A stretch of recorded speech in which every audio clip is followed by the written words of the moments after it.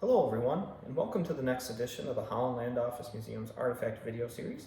My name is Ryan Duffy and I'm the director of the museum. And this week we're going to talk about a very important person to the Native American culture within Western New York, but also someone who played a big part in the negotiations with the Holland Land Company during the Treaty of Big Tree, and thus influenced how Western New York would be shaped in some way. So this week we're going to talk about Mary Jemison, who is also known as the White Woman of the Genesee, who was actually a Northern Irish immigrant who was born on a ship coming to the Americas and was eventually captured by Native Americans and adopted into the culture and actually became one of their biggest advocates and a well-known leader. So we're going to talk about her life and her impact on the Treaty of Big Tree and the shaping of Western New York. Mary Jemison was born to Thomas and Jane Jemison, actually aboard the ship William and Mary in the fall of 1743, when the family was en route from Northern Ireland to America. The family landed in Philadelphia and joined other people from the area, their area back home, and headed west into the cheaper lands of the backcountry of western Pennsylvania. They developed a small farm there, but global conflict soon affected the family. In 1755, what we know as the French and Indian War, or the 7 Years' War, came to a head, especially on the North American front. And both sides had allies from local Native American tribes. And one morning, early in 1755, a raiding party consisting of 6 Shawnee and 4 Frenchmen captured Mary and the rest of her family, and a young boy from another family. And they took the family to Fort Duquesne, which is today's Pittsburgh. Her mother, father, and siblings were all killed and scalped, but her and the young boy were spared. Now, the reason the family was captured was that, sort of as a reprise for 2 Seneca women who lost a brother during the war, and this was sort of a reprisal for that. Mary was only 12 at the time, and her and the young boy were actually adopted into the tribe. And when they reached Fort Duquesne, she was given to the 2 Seneca women, who took her downriver to their settlement. And after a short ceremony, she was adopted, and she was renamed as De Gowanus, which came to mean pretty girl, handsome girl, or pleasant good thing. When she came of age, she married a Delaware tribesman named Shawnee, who was living with the band, and they had a son who was named Thomas, which was Mary's father's name. Her husband took them on a 700-mile journey to the Genesee Valley along the Genesee River in present-day western New York.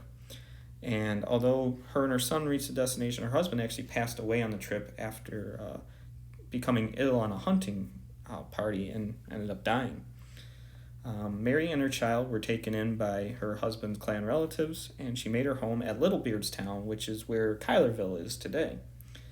She married again to a Seneca man named Hayakatu, and they had 6 children together: Nancy, Polly, Betsy, Jane, John, and Jesse.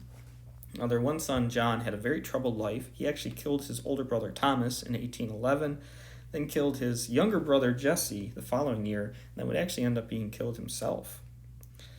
Now, Mary was part of the Seneca bands that actually supported the British during the American Revolutionary War, which caused reprisals from the American colonists.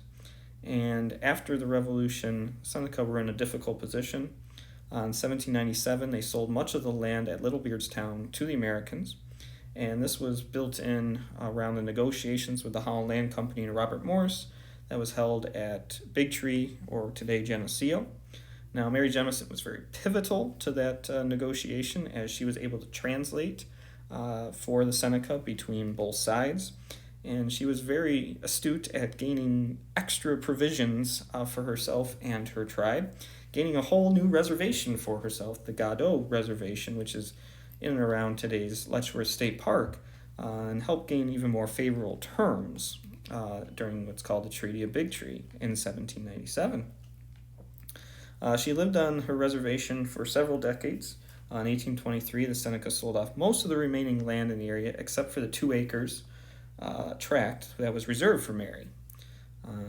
She was known by many of the local residents as the White Woman of the Genesee, and she lived on that tract for several more years.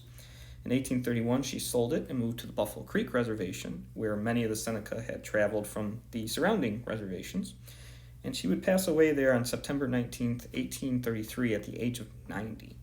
She was initially buried on that reservation, but would be moved back to her native land, and her heirs actually changed their name to Jemison and established the community of Jemison Town on the Allegheny Indian Reservation. Well, I hope you learned a little bit more about Mary Jemison, the White Woman of the Genesee, and her impact here relating to the Holland Land Company and Western New York as a whole. If you enjoyed this video, check out the rest of them on our YouTube channel, Holland Land Office Museum. And if you like anything in particular, give it a thumbs up or even subscribe to the channel, as it does help us out a little bit and get you notified even quicker when we do release new videos. But as always, the best way to learn more about Mary Jemison and other things that we have here in the museum is to stop by and see it in person, as we can share even more information with you, and you even get to see the artifacts up close and personal. So we thank you for another year of these videos and supporting the museum and watching our content.